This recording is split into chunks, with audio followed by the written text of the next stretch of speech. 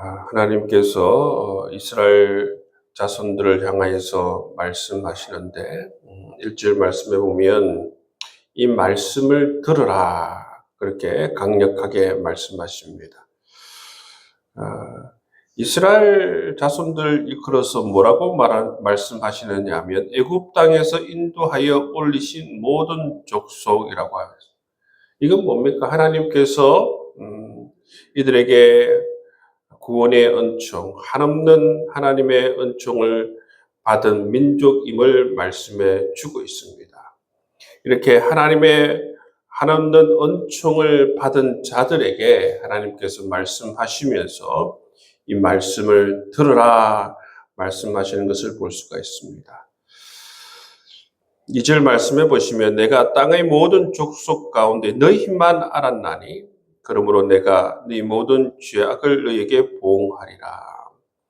하나님께서 특별히 이스라엘 백성들을 애굽의 종살이에서 이렇게 구원하시고 또 시내산에서 언약을 맺으시고 하나님께서 이제는 너희는 나의 백성이 되리라 말씀해 주셨잖아요.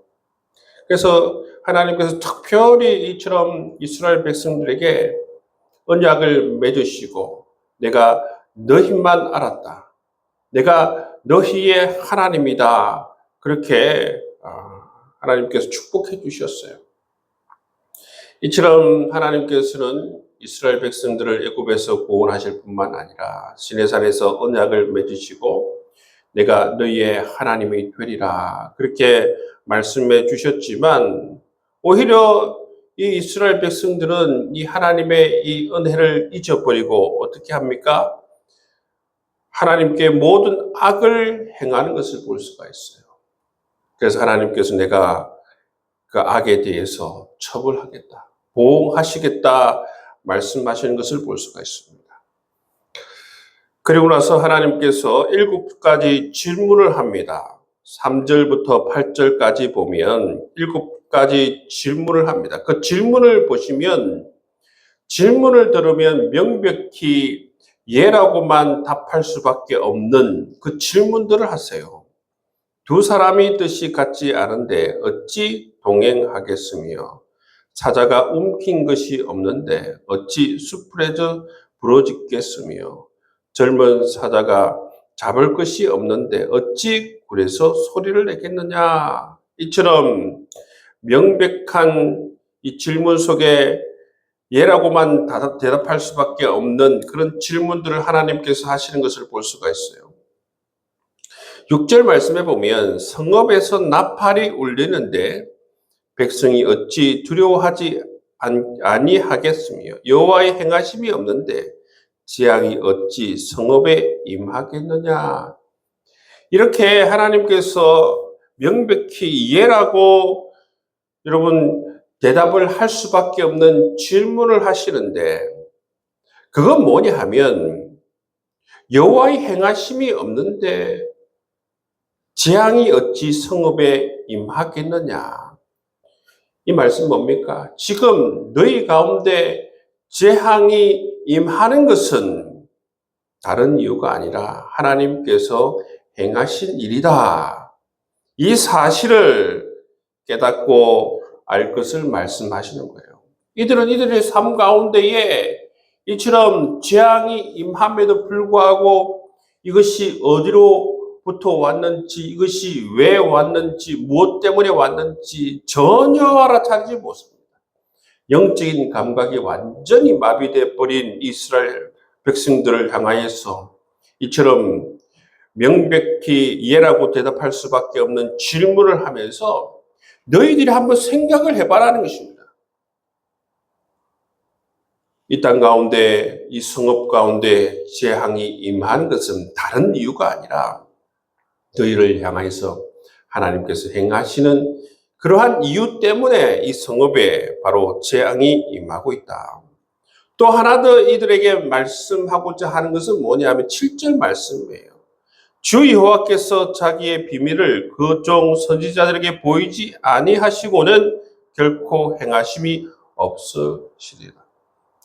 이 말씀 뭡니까? 하나님께서는 그종 선지자들을 통하여서 반드시 먼저 말씀하신다는 것입니다. 말씀하시고 하나님께서 그 이후에 심판하신다는 것입니다. 그런데 선지자들이 와서 하나님의 말씀을 전하심에도 불구하고 그들이 듣지 않는다는 거예요.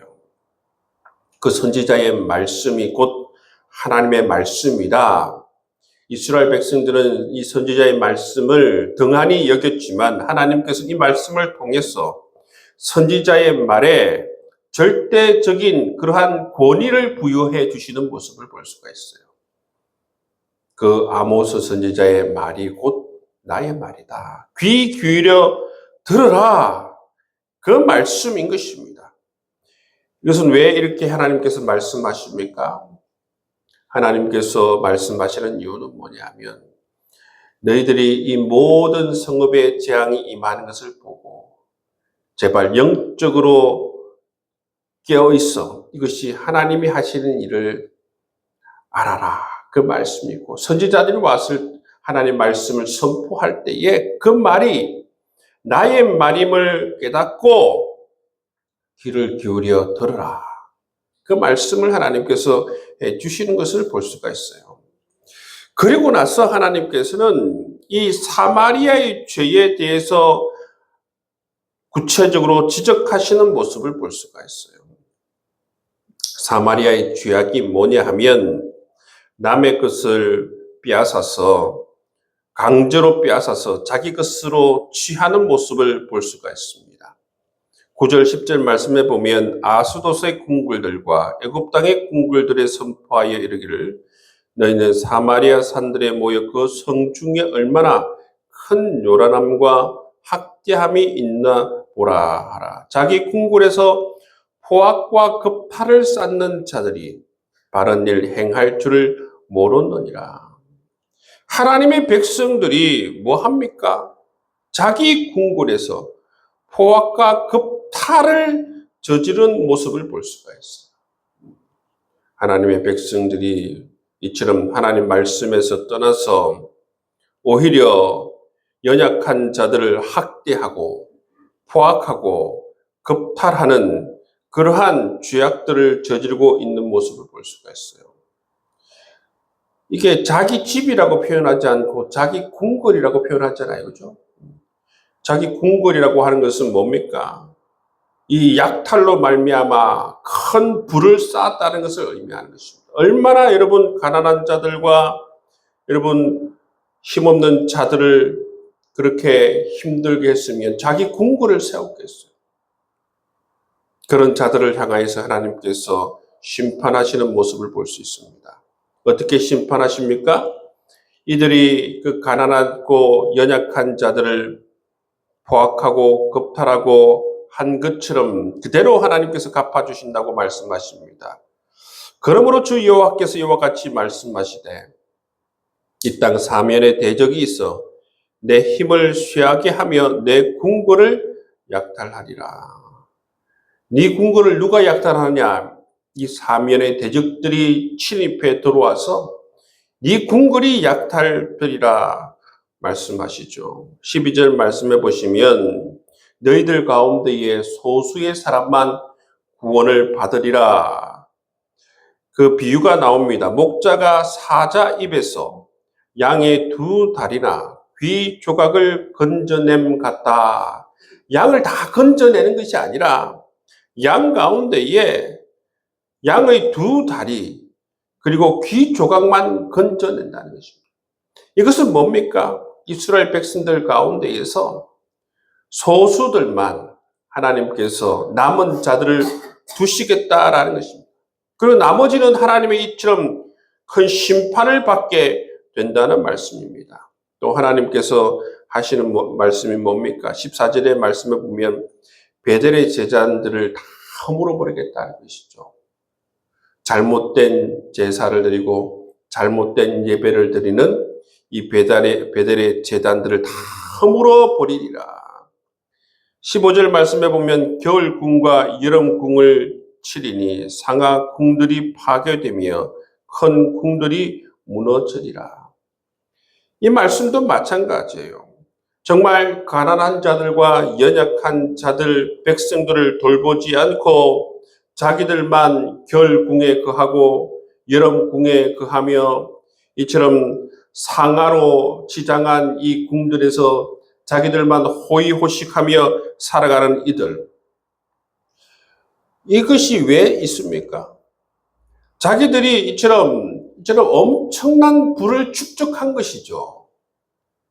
그러니까 추울 때는 겨울 궁에 가고 더울 때는 여름 궁에 갈 정도로 상하로 여러분 자기 집을 이처럼 치장할 정도로 엄청난 부를 그렇게 축적한 모습을 볼 수가 있습니다. 이 아모스의 특징이 뭐냐 하면 이 아모스는 이처럼 여러분 연약한 자들, 가난한 자들을 향하여서 불의를 행하고 약탈하고 그러한 삶의 모습들을 하나님께서 일일이 지적하시는 모습을 볼 수가 있어요. 특히 약자와 가난한 자들에 대해서 이처럼 그들을 힘들게 하고 그들에게 포악과 겁탈을 저지른 이 북이스라엘의 죄에 대해서 하나님께서 지적하시는 것이 이 아모스의 특징 가운데 하나입니다. 여러분, 이스라엘 백성들이 왜 이렇게 되었습니까? 오늘 말씀에 보면 이스라엘 백성들이 이렇게 된 것은 뭐냐면 바로 애굽에서 자기 자신을 구원해 주신 하나님의 은혜를 잊고 자기 자신만 하나님의 백성으로 하나님께서 그렇게 언약을 맺으신 그 은혜도 잊어버리고 그리고 영적 감각이 마비가 되어서 지금 삶에서 일어나는 이 일들, 하나님의 심판, 하나님이 행하시는 일들을 알아차리지 못하고 선지자들이 와서 말함에도 불구하고 하나님께서 보내셨음을 알지 못하고 그들의 말씀에 귀 기울이지 못하고 자기 욕심만 채우고 수단과 방법으로 가리지 않고 자기 궁궐을 만들고 하나님께서 그 형제를 사랑하고 이웃을 사랑하라고 했지만 오히려 그 형제와 이웃을 약탈하고 자기 배만 채우는 여러분 그런 삶을 살았기 때문에 여러분 이 북이스라엘이 이 사마리아가 하나님의 심판을 받을 수밖에 없는 모습을 우리에게 말씀해 주고 있습니다.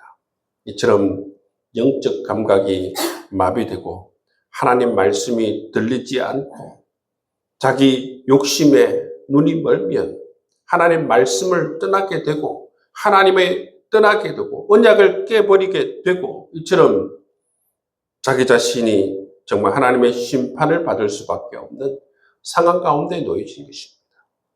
이들은 어떻게 보면 그들을 약탈하는 것이 자기 자신에게 큰 이익이라고 생각했을 것입니다.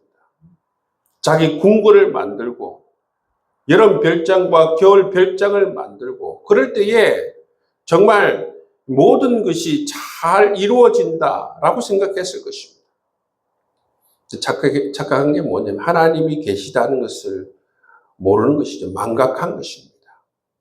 하나님께서 계시기 때문에 이들은 하나님의 심판을 받을 수밖에 없다는 사실입니다.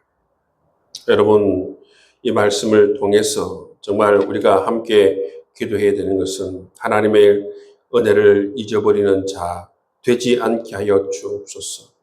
영적 감각을 깨워서 하나님 하신 일을 바라보게 하여 주옵소서. 하나님의 말씀을 귀하게 여기고 귀를 기울이고 하나님 말씀을 듣고 순종하며 살아가게 하여 주옵소서.